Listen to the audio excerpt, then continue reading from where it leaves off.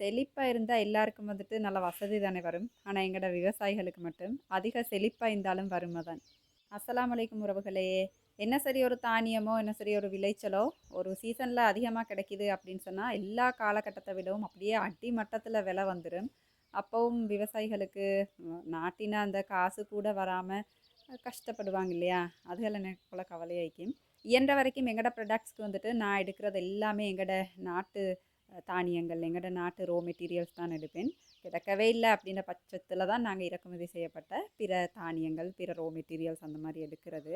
எங்கட விவசாயிகளுக்கு என்னால முடிஞ்ச சிறு உதவி அவ்வளோதான். நீங்களும் வந்துட்டு எங்கட நாட்ல விளைஞ்ச சாமான்களுக்கு டிமாண்ட் பண்றீங்க அப்படின்னு சொன்னா, எங்கட விவசாயிகளுக்கும் வந்துட்டு அத செய்றதுக்கு ஒரு மோட்டிவேஷன் ஆயிக்கும் இல்லையா?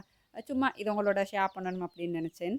அதனால தான் சொல்றேன். எங்கட மசாலாஸ் அதுக்கப்புறம் நாங்க யூஸ் பண்ற சத்து மாவுலேருந்து எல்லாத்துக்கும் நாங்க யூஸ் பண்ற ரோ மெட்டீரியல்ஸ் எல்லாம் மேக்ஸிமம் எங்கட நாட்ல கிடைக்கிற எங்கட எல்லைகளுக்கு கிடைக்கிறதுகள் தான் நாங்க யூஸ் பண்ணுவோம். அப்படி இல்ல அந்த ரோ மெட்டீரியல் எங்களுக்கு இல்லவே இல்ல அப்படின்ற பட்சத்துல வந்துட்டு இறக்குமதி செய்யப்பட்ட ரோ மெட்டீரியல்ஸ் ஆட் பண்ணுவோம்.